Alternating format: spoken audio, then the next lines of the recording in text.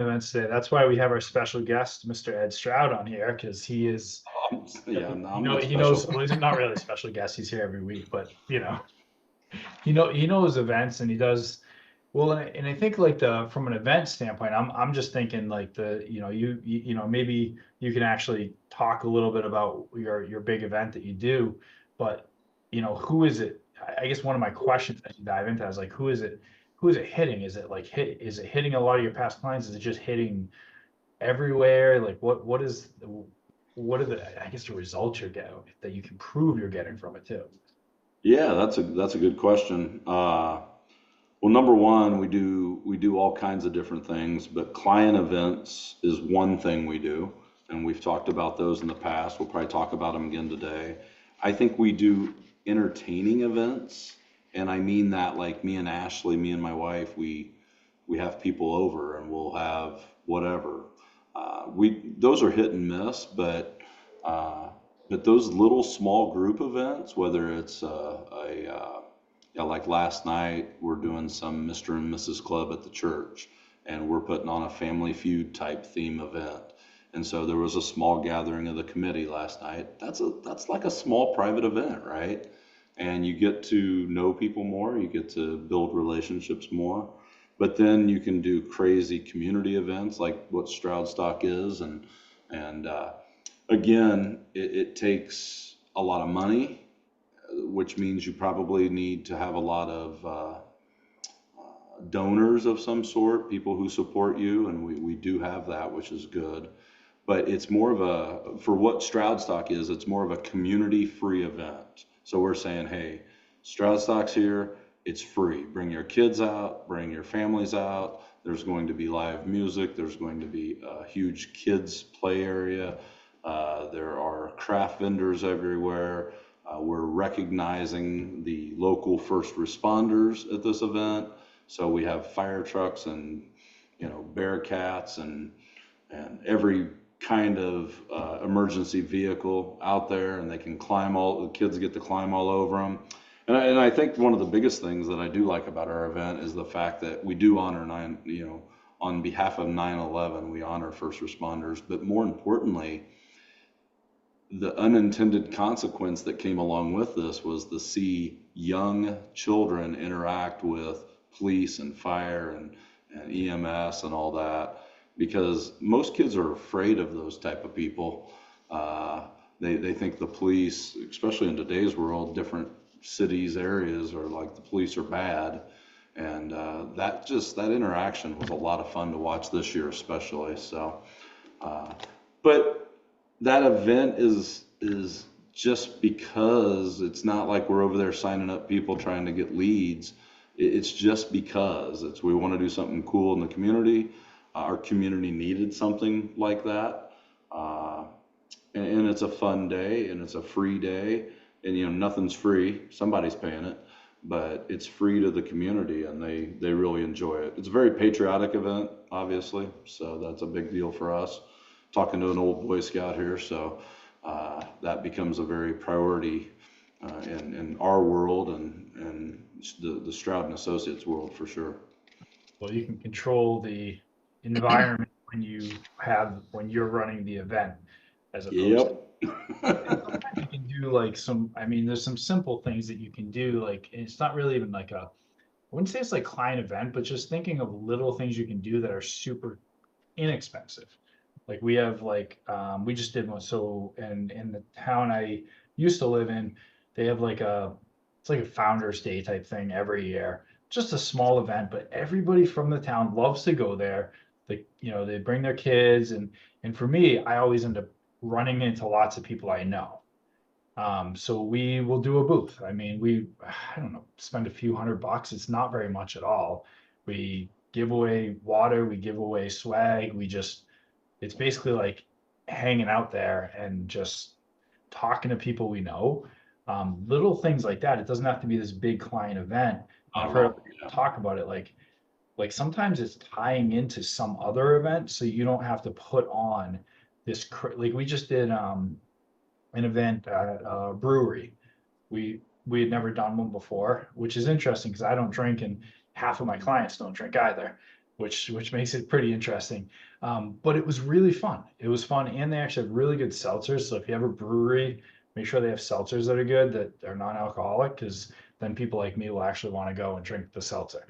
Um, but what we learned is like we had this event, we had a room for it. It was great. We had, I think we gave, people got a free beer or whatever, and we had lots of food. And honestly, the food was the most expensive piece of the event. And what we learned is we actually didn't need to do what we did. And I think next year where there's food trucks there, I think we're gonna actually give people like coupons to go to the food trucks because we had so much food left over. It was literally like 60% of or 70% of the cost was just the food. Like renting the room and having the free alcohol and free swag and all that stuff. But it was a ton of fun. A bunch of people said, "Hey, I would absolutely, this was like the best event I've been to." Other people in our industry had, that I knew that came, whatever. So it was simple. Like it could have been, we probably could have done it for like 4 or 5 grand. It was not that, it was a lot more. But it was like, we're definitely going to do it again next year. And it was centrally located. It was a place where people would drive an hour to go to that brewery type of place. So it was Wow. like the destination made sense for people to want to go there. And that's something that we found was definitely helpful with the event, was like people were like, "Hey, I've always wanted to go there," or something. And it got them to go there. And it also helps that venue, because now the venue has people literally in that town that have never been there. You said something earlier there that caught my attention and it made me think. And I always, as we do some of the trainings we do, and I try to make notes so I can add to next time we get on to talk about this. But you talked about you went somewhere and you just handed out free water, right? And it made me think about volunteering. And I think to me, I'm adding that to my events page now because my events section here, because, I talked about client events. We talked about maybe a big event, a community event, something huge. Then you've got your small private events like we talked about. Maybe they're just get-togethers at your house, or maybe you get a big group of 5, 10 people and go out and have dinner somewhere. I consider those still little private group events, but now volunteering becomes something interesting because when you volunteer for things, if you're on different volunteer committees, that becomes another little potential client group. And I've gotten a lot of business from the volunteer side. I'm a big Boy Scout, like I said earlier, and I mean we've closed 5, 10 Boy Scouts this year on different projects, and so it is creating these little communities of things and just giving back. Well, Mike, I you can think it, go ahead. oh, I was just going to say, you were talking about piggybacking on events that are already happening. And we actually just did that on our team. There is an organization in our area that's called Run to Win, and they basically create sponsorships for children to go to sports camps that they otherwise couldn't afford to do it. They're very active in our sports area. We just went to University of Washington Husky Stadium and had an event there with this organization. We came and it was kind of like a raffle and situation. They were generating money and donations that way. And then this last Monday, we had a golf tournament at a local golf course club, and our team sponsored a booth at a hole for the tournament. We handed out, it was really not very expensive. We've got the small golf towels with our logo just small and discreet in the corner, and we gave those away for free for all the tournament golfer players. Say, I don't know anything about golf, but golf tournament attendees. All teams, and yeah. Teams. And it was really cool because it was such a low, we didn't have to organize anything. We just showed up with some swag and spent the time. And so that kind of thing where you can, like you're handing out water, Jim, where you can piggyback on something where you still are able to interact with people in the public, get your name out there, introduce yourselves, be friendly and genuine. That's going to be that branding, but it's much less of a tax on your team's efforts for not only actual costs, like dollars that you're spending, but the time you spend to organize that event. I think it kind of boils down to what value you want to give with each of these categories of events, like you're talking about, Ed. your value is going to be different. What value are you trying to share with them, and what does it cost you to give it? So you could do like a free gift, that where you spend money on something you're giving away. You could do free entertainment, much like a Stroud Stock is, or, we're actually going to do a Lion King premiere where we're renting out a theater in December and inviting a theater full of our clients to come see. So that's free entertainment for them. That's a category. But then there's connection. We've done where we rented out our entire local baseball stadium, and we did a movie in the park where we played it on the big screen. We had concessions open. We did, bounce houses for the kids. We hired face painters. It was a little bit more of a carnival feeling. It was a very big event. We had hundreds of people show up, but we found that you can't really talk to your clients at events like that. You're busy greeting them. You're busy like shuttling them where they need to go. And in the process of managing that event, so it goes on time, everything's smooth. You're operating as an event staff at that point versus an agent trying to connect with your past clients in your sphere and really share time with them. So we found it wasn't paying off. Like the value we were giving wasn't an equation that was balancing with the cost it was taking us to put it on. And instead, we've moved more towards these private small events like you're talking about, Ed, where we actually have time to sit down and catch up and share that value and connection so we can strengthen those those relationships. Right. So it's really like defining what cost do you want to spend for what value you're delivering and making sure that payoff balances. You're exactly right. We found the same thing with a theater event, though, just so you know. It was like we rented out 2 theaters. We used to do this, probably, it's been 3 years, I think, since we stopped. But it was really your connection that you're talking about, Jen, is really our connection was, hey, how you doing? Here's your tickets. Hey, see you later. I mean, we anticipate that with this one for sure. And then it was bye. I mean, it's we are anticipating that with this one. It's just kind of, we want to have something that we can do that free entertainment, right? But it's a much smaller scale than we had with the baseball stadium. Whereas throughout the year, we're peppering these other smaller events and these community outreach events where we can, piggyback on something that someone else has already organized so that our input cost is pretty low, but we can connect. Like, I can't tell you how many people at that golf tournament table where we had jokes, we were talking, we were connecting. They're like, I've not heard of your guys' team before. And we're like, oh, well, here we are. And that just it's free. All that it cost me was my time to sit there through the day, which was pretty cool. Well, I mean, the team sponsored it, but the ratio of cost was quite small. Right. It's still small. We do, we'll be out next week at our chamber event. That's a golf classic. And so it's the whole chamber. And that's kind of fun. We do it every year. We take our party trailer out. So we've got a little pull behind trailer that has all the stuff in it, of course. We actually get to set that up at the hole or at the tee off box. And so everybody comes through, and then we make them play a little game to try to maybe get to hit from the women's tees or something like that. But that's the thing. It's like they give us a free golf with our membership, with our sponsorship. They give us a free, 4-player golf thing. And I'd love to go play golf, but in all reality, that's not where the value is. I need to sit there. My wife sits there, Ashley sits there at the trailer, and those connections that happen when every team comes by, it's valuable. It's very valuable. I think what's really cool about that event we just did as well is we coordinated. We all have black polos with our logo on it for our team. And we also had 4 players to go play as a team because of our sponsorship. So it was agents and a couple of our admin staff went to go play. And then those of us at the table, we had 3 sitting at the table, and all of us wore our matching polo shirts. And I can't tell you how many people comment, oh, I saw that you guys are all together. Like, that is such good branding, because, just coordinating something like that, it made such a big difference to it's going to stick in their mind. Like, oh, those people, I saw those people on the course. It's also funny because they're black polos, and then everybody was wearing black pants. So it was head to toe black, like we were the assassin squad or something. It was pretty great. But something Well, as simple as that, I think it's easy to do. Assassin Squad might fit the old Novak team.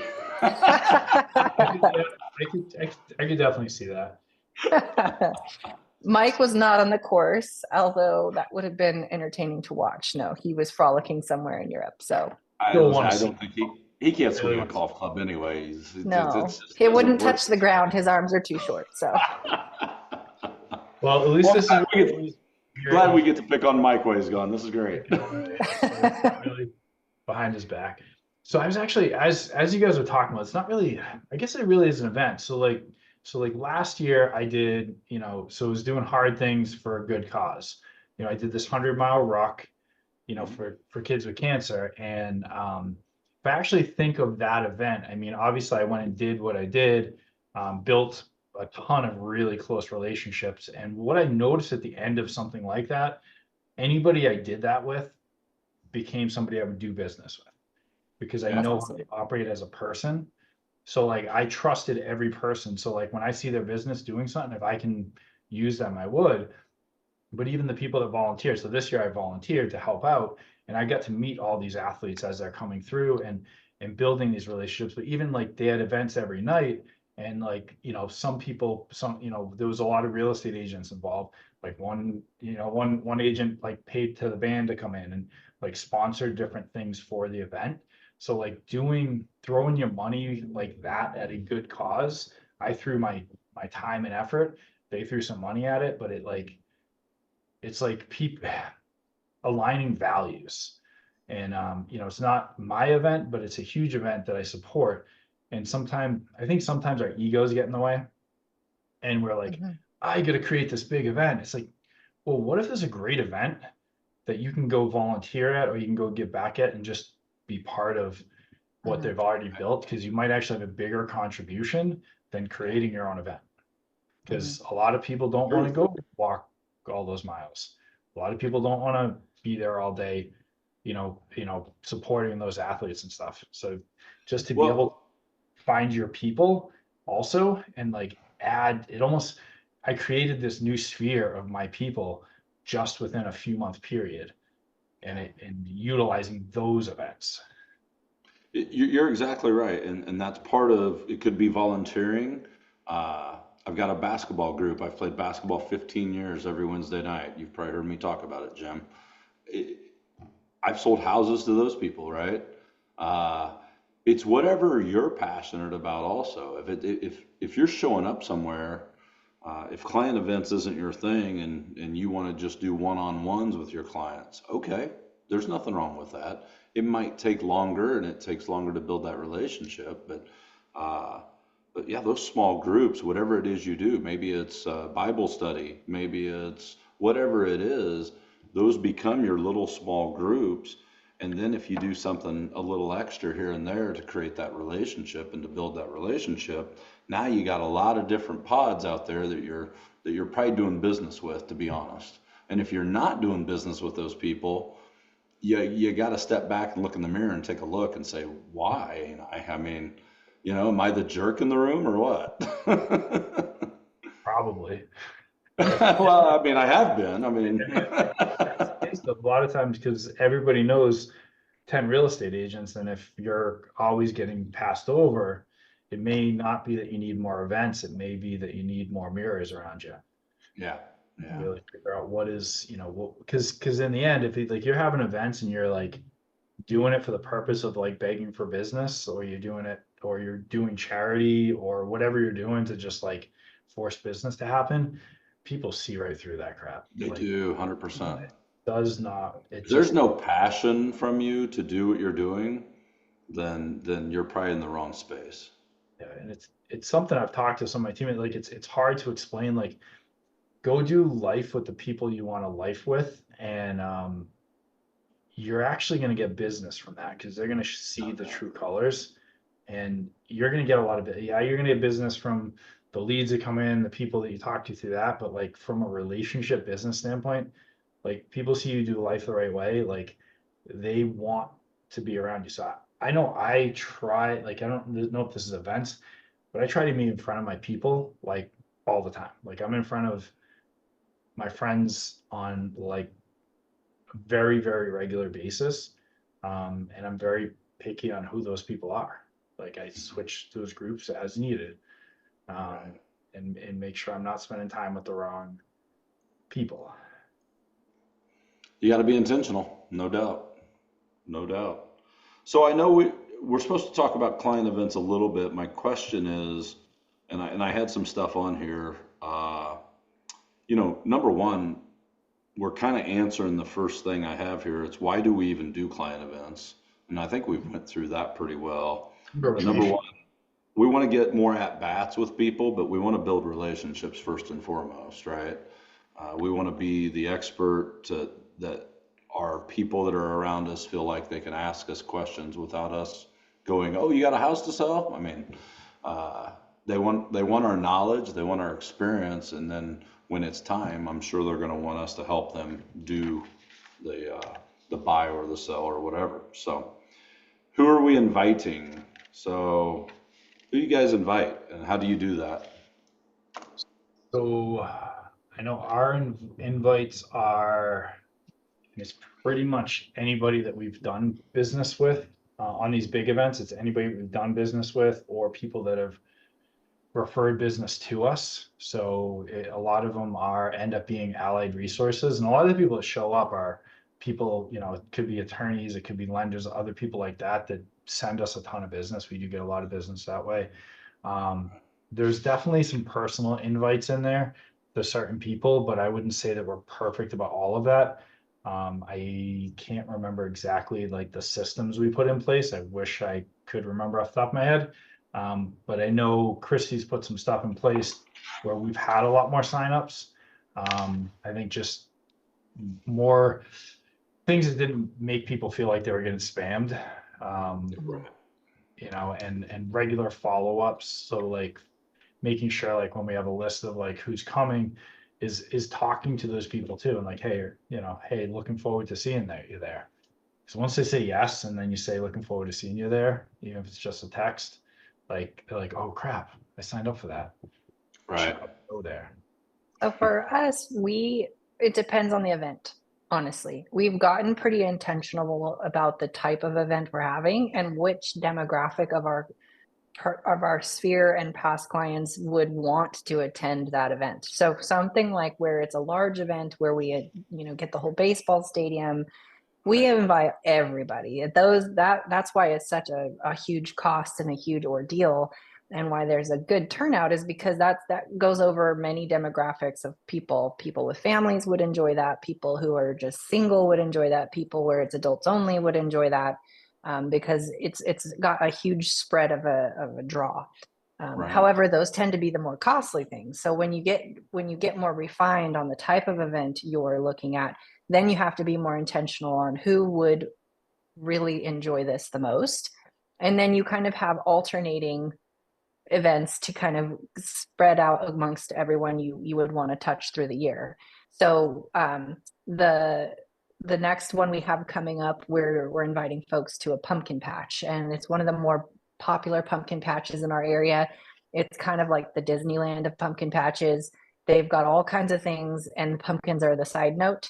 And so there's actually a bit of a fee to get in, and it can be cost prohibitive for people that have a lot of kids, right? Because the wristband entry, if you've got 3 kids, 2 parents, and grandma and grandpa want to come, that's a lot.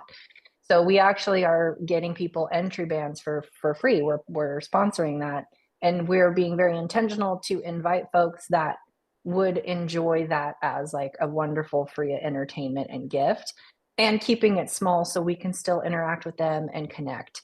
Whereas another event we're doing is a VIP lounge at a hockey stadium, our local hockey team. We did this event last year. It was incredibly popular. Everybody loved it. We loved it because it's very intimate.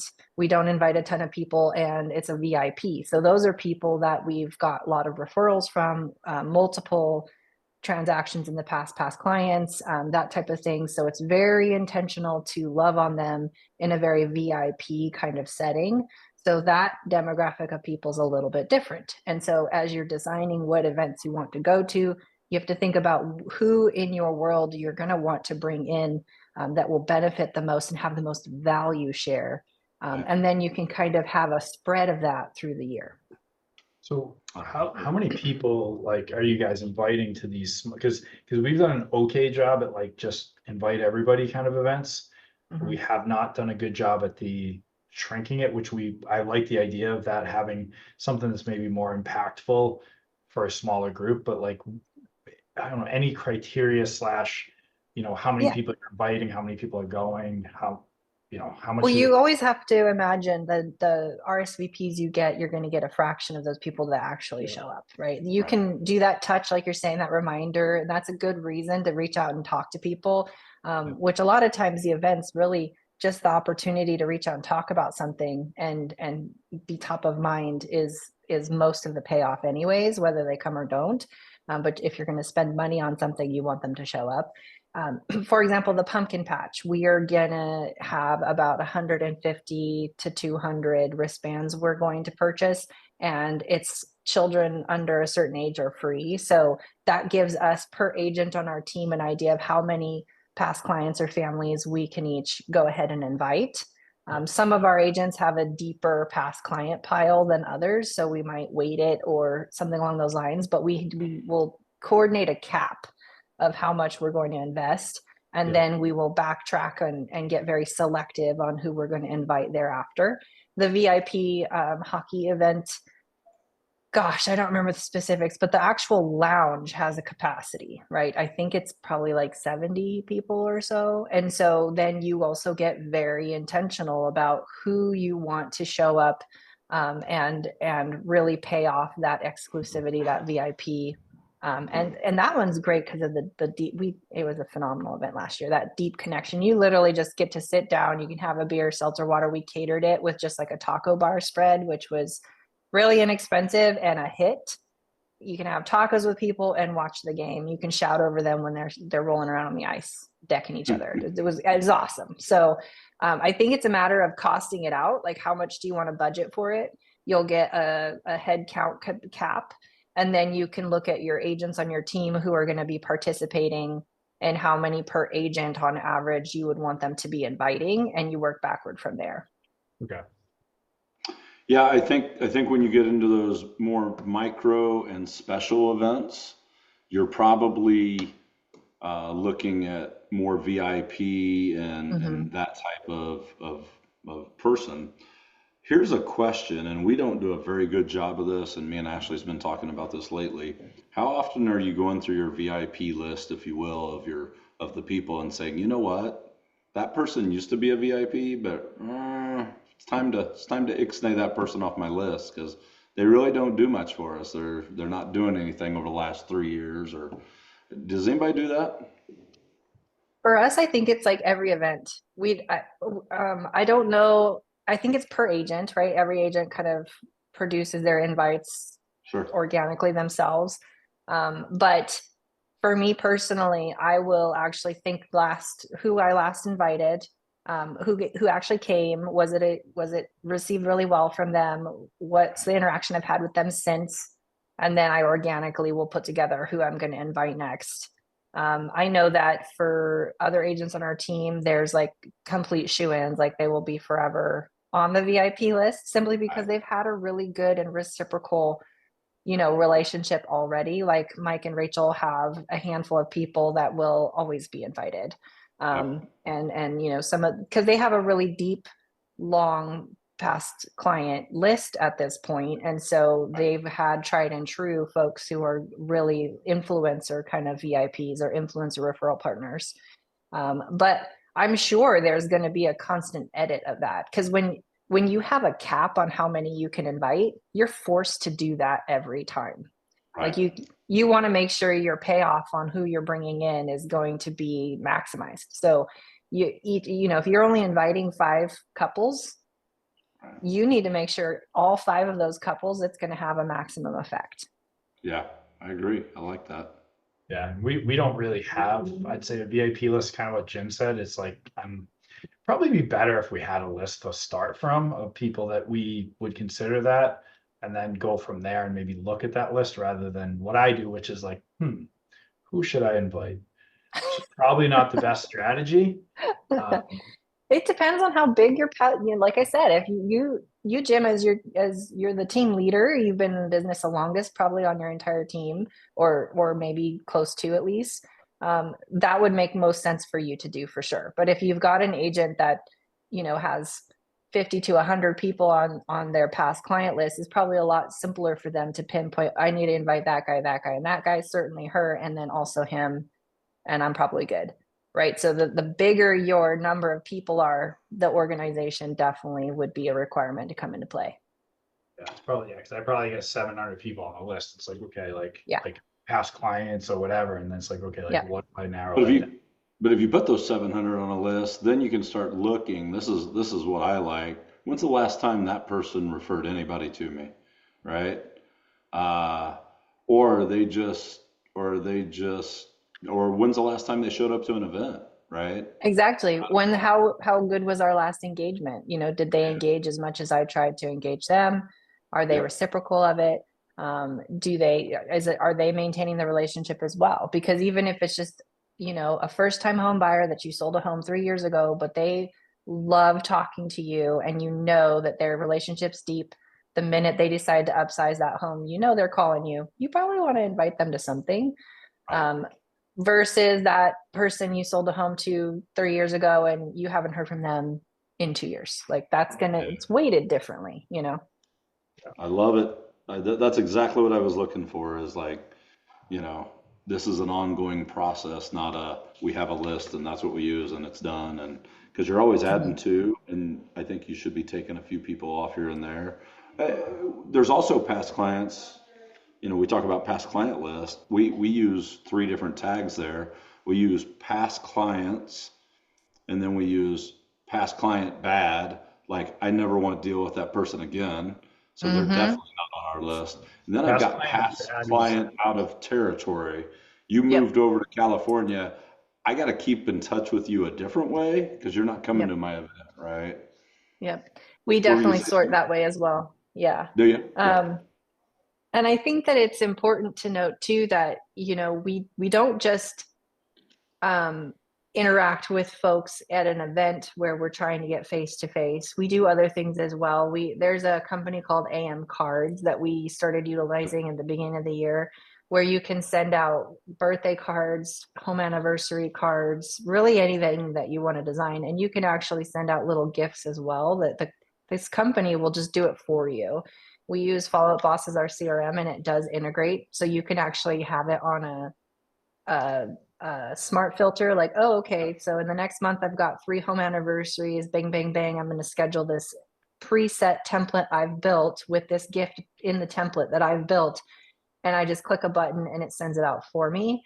So something as small as that would be wonderful for those clients that you're nurturing into being return referral partners, right, or return transactors. The clients that you wouldn't really lean on for, oh, they're bringing me business all the time, but you want to nurture them into that. Though something small like that is easily done. It's relatively inexpensive, and you can outsource that so the work's all done somewhere else too. Yeah, I agree. Let's talk about type of events that you're doing. We've talked about some of the bigger stuff. We've talked about some of that, but what about one of the things that we started doing in the last several years, especially when COVID came around. Right after COVID kind of ended, we moved. We used to do pop buys as a team. Mm-hmm. Pop buys are great. They just take so much time and so much Mm-hmm. effort, right? So then our leadership team said, why don't we do reverse pop buys where they come to us? And so, like your date night pizza giveaway, where you get some pizzas, some frozen, not frozen, they're like fresh pizzas, but and maybe have beer or Take and wine. bake. Yeah, pretty much. Yeah. Yeah. Yeah. And so that's a reverse pop by in our world. That's what we call it now because they all come to us. And it's like we get 10 minutes to hang out with them, chat with them, because we try to spread out the times that they come pick up. Uh, I know pie giveaways is a big deal to a lot of people. We don't do that one because it seems like everybody else does. Mm-hmm. Uh, what else? What else you guys doing? those Uh, those are kind of what we I mean, those two are things that we do. Yeah. And the third thing we do is that big event where we did, like I said, we did it at a brewery this year. We've done it at like a park before and stuff like that, which was a lot more undertaking because now we're like renting everything as opposed to just going to a place where they just got to bring food in. So we realized that it actually is probably cheaper to do it that way and it's easier, a lot less undertaking. And we did like so there's a local movie theater that I love because it's like really beat up and old, like doesn't, you bring your own DVDs and stuff. And it was fun, but it was like like you guys said, like the movie thing is just it's not an interactive event. We tried it, it was good, but I don't know that we're gonna do it again. I think Mhm. it's something we're gonna skip doing that. We've tried to look at some other things like that, but those are the only ones that we've really, I think, successfully run are the like the Valentine's Day, Yeah. giveaway stuff, and then the Pi Day as well as the We brewery. we did those because now Pi Day we stopped doing that because every other agent in town was doing it, and it's like, you know what? We don't want to do stuff everybody else is doing. So, on tacos and tequila, we did that event on Cinco de Mayo Day, obviously. So the question is, should we pick these days?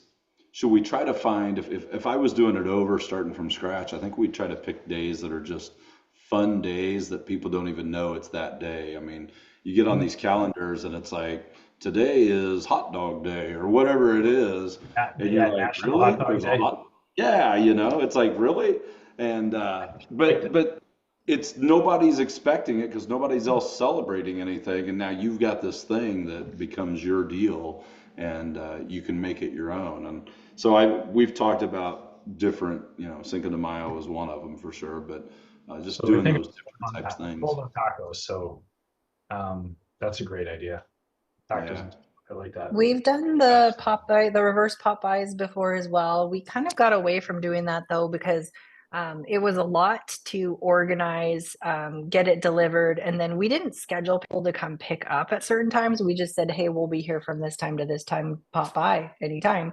And it felt a lot less like we had that time to actually connect because it was like drive-bys, like they're just Right. driving by, picking up their stuff, and then leaving.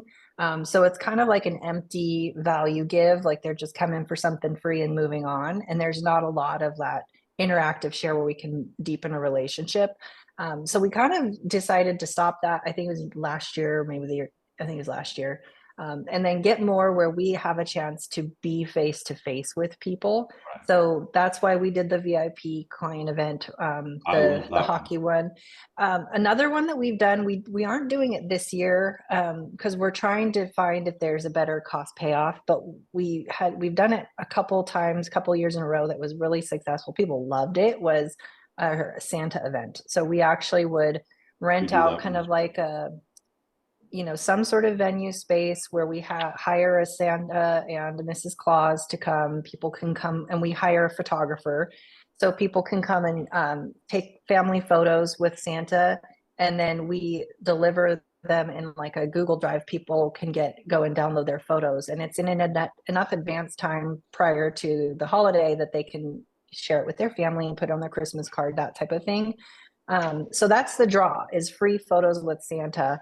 And then we would have like a breakfast kind of catered, like baked goods and pastries, coffee, mimosas, mimosa bar. And then there's like a craft room for kids to put together Christmas crafts. And it's Yep. 2-3 hours long. We have a ton of turnout. That was mostly a family niche demographic, but there's other folks that just anybody will come just because it's festive. The festive Yep. time of year makes people want to engage. And that was very popular as well. That does cost a bit though, because you do have to rent the venue. You do have to kind of rent the Santa time and the photography, which depending on your relationships with your vendors, you might be able to get some good payout for that.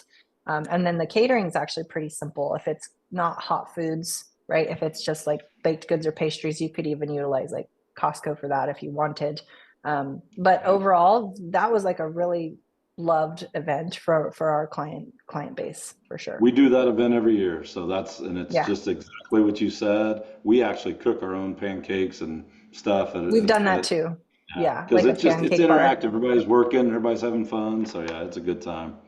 And I you're in think there, that's a really excellent time to talk to people too and ask exactly. about their families and engage with their kids and show them that you're loving on them and everything Yeah, because you're in the same room with them for people will come for the entire 2 hours just to hang no out. doubt, So no pretty doubt. cool. I think we're adding the Grinch this year, is what I've heard. So we'll see how Oh, that that's goes. awesome. Okay, so I know there's a few minutes left. Let's talk about how to pay for events. Just real quick, how do you guys find money for that? Do you just take it out of your pocket? Do you get some help? So we're kind of somewhere in between. So last year we probably had about half of our event costs covered by vendors and stuff like that. Honestly, we haven't done a great job of it. Yeah, The one thing we did do is we did put together kind of a packet for the vendors, like, hey, this is what you get, and kind of should like, hey, like if you want to be like the sponsor for all these events, it's X dollars. If you want to sponsor this event, it's X dollars. I mean, I think we spent like I don't know, 18,000 on events. I think we had 9,000 sponsored out of there it. you go. Yeah, that's not bad. But obviously, if you wanted to, you could focus and probably get them all covered, right? So it's Mhm. just We more did it time and more way too effort. late here. I was like doing it, like We're the same way, by the way. It's just I need more time in front of those other people, right? Yeah, we've usually on our especially our larger events got at least 50% covered, I believe, and it's usually with our lending partners um, and the relationships we have with them. I know that we could do a better job once we've narrowed it down to a lot smaller events. We just utilize our own budget for events with that. Although I believe with our VRP client, the hockey event last year, we did also have a lender help sponsor that one too. But yes, I like the idea of having more because you strengthen relationships with your fellow vendors, right? If you can coordinate group client events. I know Mike and Rach are very good friends with the owner of a jujitsu school here in the city that we live in, and so they've helped sponsor some of their schools events just by catering them and things like that. So that's a way that you could, like you were saying, Jim, I believe, to scratch the back of people that you want to do business with, and vice versa. So I think that would help. You can get local schools, local communities, local clubs and stuff to come in and then turn around and reciprocate. And then it's like a win-win for everybody. And then last but not least, what do we do after the event? Anything? Thank you. You got to send a thing. That's another touch. That's when you get to reach out and say, it was so great to see you. Thank you so much for coming. It was wonderful. And we can't wait to see you again. Or if they didn't make it, you say, we missed seeing you. It'll be so good if you can come the next time. Looking forward to it. And whatever the case, it's another touch reason to reach out and have a conversation. well, and I think this is the important piece of like doing those smaller events is because it's so much easier for each of the agents to call their people. Mm-hmm. Like, because if you have this huge event and you get all these people signed up, that some don't come, some like I think it gets passed over a little bit. Mm-hmm. But if you have Right. that small event where you've got 70 people across, say, 7 agents, you got to call 10 people plus the 5 people that Mm-hmm. didn't show or whatever, Mm-hmm. Yeah. and 15 phone calls and they're purposeful calls. I tell 100%. you, one of the things our team did 2 years ago, and I'm so happy, and I've shared this before with you guys, but I think here we are, we're getting ready to go into fourth quarter of the year. If you can get all your events lined out and you know exactly what you've got and you can set the dates, we give every past client one of these magnets that can go in their fridge, and on that magnet, we've got the save the dates, date night. I guess that's probably backwards, isn't it? Uh, but it already has the dates of the events on there. It already talks about the dates. So now we've already given you the dates. And even when we close clients throughout the year during our walkthrough, we take this magnet and we say, here's our client dates, we also give our vendor list, and we talk about our party trailers, and you can use those for free if you want, just if you ever need them, get a hold of me. But we're given that ahead of time, so now I don't need to sit and save the dates and all that. They already know when they're supposed to come. We're going to remind them throughout the year, but we just want to say thank you and have you come out and hang out with us. We like our clients, and we always want to help them, even if it's not buying or selling. So sometimes there's other things in real estate we can help you with. So we use that as well. Any last minute things we've missed? I don't think so. Quiet rooms. Everybody steal Ed's idea because we did.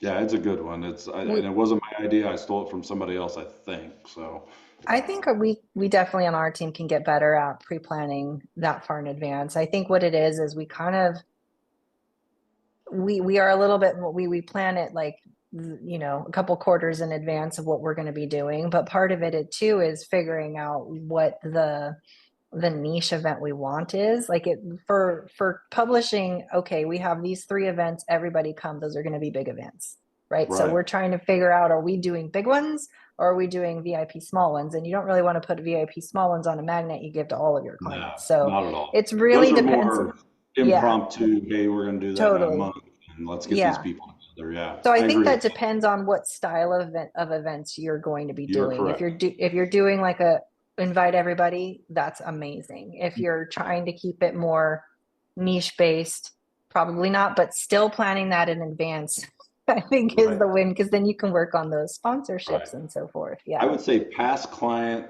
and big events go on this, and then everything else we do is smaller.